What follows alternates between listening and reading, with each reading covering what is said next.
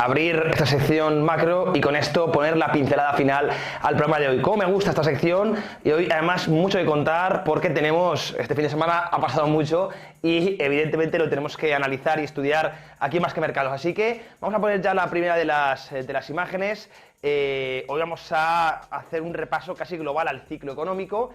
Lo vamos a ver con detenimiento y tratando de explicarlo de la mejor manera. Como siempre espero vuestros comentarios, cualquier duda que tenéis.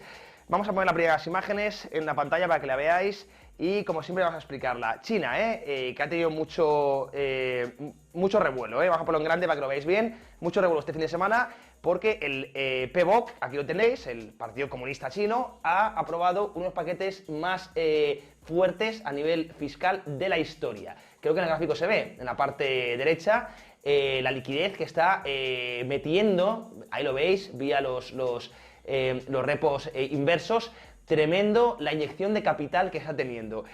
China tiene cierto espacio fiscal, es decir, no es como otras economías que están muy endeudadas y tienen poquito margen. China no, el caso es que tiene una disciplina, o ha tenido, mejor dicho, una disciplina fiscal que a día de hoy le permite cierto oxígeno. Pero esto es brutal, es decir, es una inyección, un estímulo sin precedentes. ¿Qué implicaciones puede tener esto? Pues, evidentemente, de posibles largos en sus índices. Es verdad que hoy no hemos tenido una buena sesión, esto no se suele digerir el primer día, pero los estímulos tanto monetarios como fiscales acaban llegando de forma directa o indirecta a los mercados bursátiles, ¿no? ¿Por qué? Porque es la liquidez es lo que empuja a las bolsas, ¿bien? Y bueno, fijaros, yo llevo diciendo que el Hang Seng de Hong Kong, el FXI, valores sueltos en China, ahora mismo tienen un atractivo tremendo. No es el caso de, si miramos al medio y largo plazo, de Europa o Estados Unidos. Antes hemos comentado que 2024 esperamos que sea un año bastante duro para las bolsas occidentales, pero no es el caso de China, que a nivel de valoraciones está muchísimo más atractivo. Fijaros, para que os hagáis una idea, tenemos, insisto, algunos índices en China que están a PER de 7, 8, cuando, por ejemplo, el S&P500 está a PER de 25, es decir, tiene una rentabilidad del 4%, menos rentabilidad que el mercado de bonos. Es que es una salvajada a los Estados Unidos, es una incoherencia económica total. Sin embargo, China no, China las valoraciones, los múltiplos son muy sugerentes y estamos ante esto, ante políticas de estímulo. Es decir, lo contrario está en la otra parte del ciclo, justo en la otra parte, que Estados Unidos y Europa, que siguen con políticas monetarias restrictivas. Es verdad que fiscales no, pero sí monetarias y con mucho menos espacio fiscal, como os he comentado, y bueno, pues con las valoraciones mucho más altas. Por lo tanto, es normal que se roten flujos hacia China. A mí es un gráfico que me parece importantísimo, lo hemos conocido este fin de semana y lo queríamos compartir, por supuesto, con vosotros. Vamos con el siguiente de los gráficos. Como digo, vamos a tratar de hacer una vuelta al globo, una vuelta al mundo, para analizar todas las regiones económicas. Ahí lo tenéis. Vamos a Europa, fijaros, este es un poco la composición del BCE ahora. Es tremendo. Antes hemos hablado de dominancia fiscal o dominancia monetaria. Vamos a ponerlo en grande para que lo veáis, lo que está haciendo ahora mismo, la barbaridad que está haciendo el Banco Central Europeo. Por un lado, está haciendo QE para algunos países, exactamente para Italia y España, lo veis abajo, y QT, o Quantitative Tightening, es decir, reducción de balance para otros países. Pues ahí lo veis, Alemania el que más, pero Holanda, Finlandia, Francia. Esto es totalmente injusto, ¿no? El BCE, el Banco Central Europeo, en su estatuto, uno de sus principales desafíos era no mezclar la política fiscal con la política monetaria, es decir, que existiera independencia entre ambas. Es verdad que todo banco central, esto es una opinión personal, seguro que estáis de acuerdo, acaba siendo súbdito del fiscal, ¿no? Eso lo vemos siempre, es que no conozco ninguna excepción. Y si lo sabéis, por favor, comentarlo, porque yo desde luego no la sé. Es decir, la política fiscal siempre acaba dominando a la política monetaria, a pesar de que los estatutos nos hablen de independencia. Y lo estamos viendo. Cuando nació el Banco Central Europeo, los programas de quantitative easing iban en proporción a lo que aportaba cada país. Es decir, tenía cierta lógica. Desde el año 2020, desde el COVID, ha cambiado. Y ahora mismo se están comprando bonos a unos países y se están vendiendo o están dejando que venzan bonos de otros países. Es decir, QE o ayudas para algunos países y castigo para otros países. ¿Por qué? ¿En base a qué? En base a que uno ha sido más disciplinado que otro. Y estás premiando al indisciplinado, Italia, España, y estás castigando al que ha sido disciplinado. ¿Qué mensaje estás dando al mundo?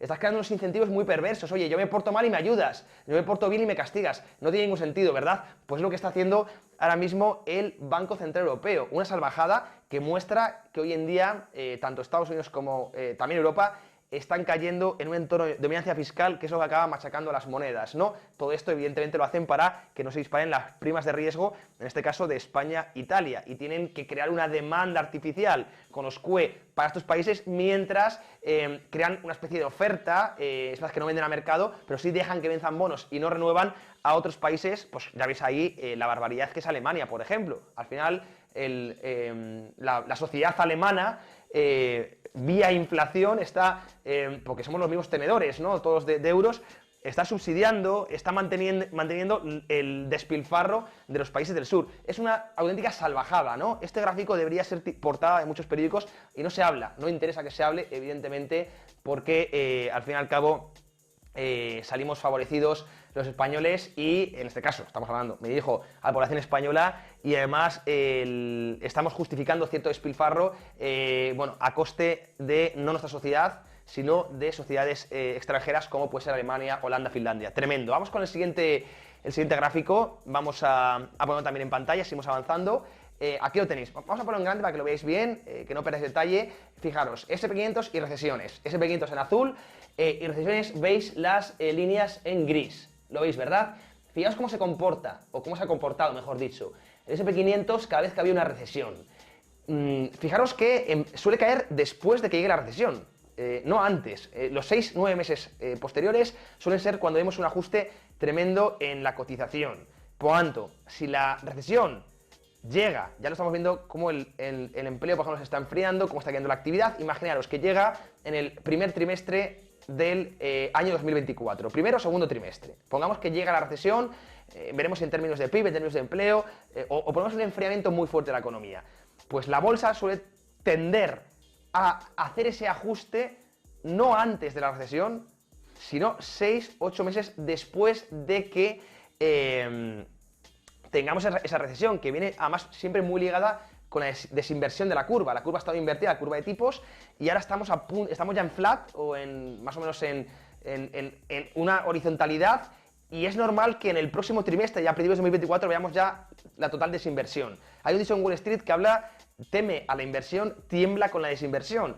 La desinversión es cuando suele desatar las fuertes caídas en bolsa, que además suele ser cuando llega, como digo, esa recesión económica. Pues de cara a principios del próximo año 2024, repito, podemos tener la confirmación de la recesión, lo que llevaría en los próximos 6-8 meses a tener ese ajuste bursátil, que además coincidiría, y lo suele hacer, con esa desinversión de la curva, que también es la que provoca el mayor ajuste bursátil. Por eso decimos, y lo repito, lo hemos estado analizando a lo largo de todo el programa, Más que Mercados, que esperamos ahora un cierre anual bueno, también por patrón cíclico, de hecho ver la quinta onda alcista, que incluso podamos testear los máximos históricos para tener un 2024 muy complicado a nivel bursátil. Es un poco el escenario a día de hoy que tenemos para Wall Street, para los principales selectivos. Evidentemente esto es dinámico, no es una fotografía cerrada ni mucho menos, lo iremos analizando aquí en directo, pero un gráfico también interesante. Vamos con el siguiente, el cuarto de la tarde, vamos a ponerlo también en pantalla y lo analizamos.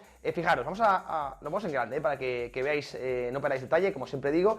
El indicador de Hartnett, Bank of America, de miedo o avaricia. Estamos ya, y esto es uno de los indicadores que a mí más me gustan, lo elabora, sabéis, Michael Hartnett, uno de los estrategas de Bank of America y uno de los mejores estrategas del mundo, sin duda, os aconsejo mucho que leáis sus papers, si alguien no lo hace.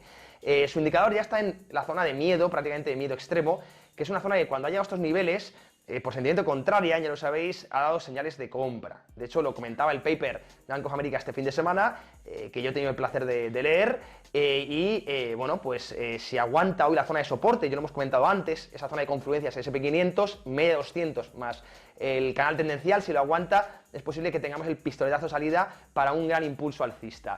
Este es un indicador, insisto, muy interesante, y repito, ya dando señal de compra, Fijaros, vamos a poner en el siguiente gráfico las veces en los últimos 3 años que este indicador ha dado señal de compra. Bien, lo muestro en el SP500, vamos a ver si lo tenemos. No, creo que este no es, vamos a ponerlo en grande. No, aquí tenemos, perdón, No, vamos a ponerlo en grande. No, vamos a ponerlo en grande. Este no es el gráfico, pero ahora lo compartí en Telegram. Aquí tenemos otro que me ha parecido muy interesante, que es cómo se está disparando ya la morosidad en los bancos. No sé, hay alguna persona que trabaja en banca. Yo tengo muchos compañeros, yo trabajo en banca. Bueno, nada más salir de la carrera y tuve una gran experiencia. Es que me gusta muchísimo el sector, muchísimo, el sector bancario. Y una de las cosas interesantes que siempre mide el análisis de riesgos es la tasa de morosidad que tiene el banco, ¿no? Tanto a corto plazo, la deuda de tarjetas de crédito, como a largo plazo, ¿no? Hipotecaria o de préstamos empresariales, etcétera, etcétera. Bueno, en Estados Unidos ya la tasa de morosidad de, por ejemplo, pequeñas empresas, aquí lo veis, está llegando ya al límite de alerta total, que es el de 8%. Bien, esto es clásico. Yo siempre miro muchísimo, ¿no? La morosidad. La morosidad es cuando, evidentemente, pues hay impagos porque los costes financieros superan los ingresos que tiene una compañía, ¿no? Y denotan mucho la salud de la economía. Pues estamos entrando ya en ese nivel de alerta tremendo, porque una vez se supera el 8%, lo que es una crisis en la economía real, es decir, empresas que quiebran, salta a la economía financiera. No olvidemos que los bancos son acreedores de la economía real, con préstamos, bueno, pues son los que ofrecen, ¿no?, ese crédito. Si hay impagos, al final la crisis de la economía real salta a la crisis de la economía financiera, bien, que tiene que absorber esos impagos en su balance. Y sabemos que la economía financiera es muy sistémica, ¿no? Porque los ingresos o los pasivos de uno son los activos de otro, los ingresos de uno son los gastos de otros, ¿no? Entonces, mucho cuidado porque entramos en una época, en una fase tremendamente peligrosa, y yo es un indicador que miro muchísimo. La morosidad, de momento pequeñas compañías, no grandes, pero cuidado porque las más sensibles siempre al ciclo económico son las pequeñas compañías, luego salta a las grandes. Así que aquí cerramos la parte macroeconómica. Como os digo, ahora compartimos en el Telegram de Trading Pro este gráfico que os decía de cuándo S&P 500 ha dado el indicador de Hartnett que comentábamos antes, cuando ha dado señal de compra, para que veáis un poco el porcentaje de acierto que tiene. Es bastante alto. Entonces es interesante, es un dato, no es ni mucho menos el santo grial, pero es un indicador más que apoya, que soporta esta tesis de inversión alcista que tenemos en Wall Street y que hemos analizado, que hemos explicado a lo largo de todo el programa. Espero que os haya gustado. Nos podéis escribir, como siempre, pues en la caja de comentarios. Cualquier duda os leeremos a lo largo del día, y si no, en los diferentes canales que tenemos. Es un placer estar con vosotros cada día, cada sesión. Mañana martes, 3:30 hora española, estaremos de nuevo dando guerra, dando análisis y dando educación financiera. Os mando un fortísimo abrazo, que paséis un estupendo día. Chao. Inversión, macro, bolsa, cripto y mercados. En Más que Mercados, analizamos la actualidad, las últimas noticias y todos los factores que afectan a tus inversiones. La educación financiera cambia vidas. De lunes a jueves a las 3:30 p.m. hora española, el mejor programa de economía, inversión y trading de habla hispana. Cada día podrás ver la operativa en vivo y en directo. Acompáñanos con la guía experta de José y Álvaro Basagoiti y analiza con nuestros invitados las mejores estrategias de inversión y los portafolios corporativos de su firma. También podrás hacer tus propias consultas sobre acciones y mercados en tiempo real.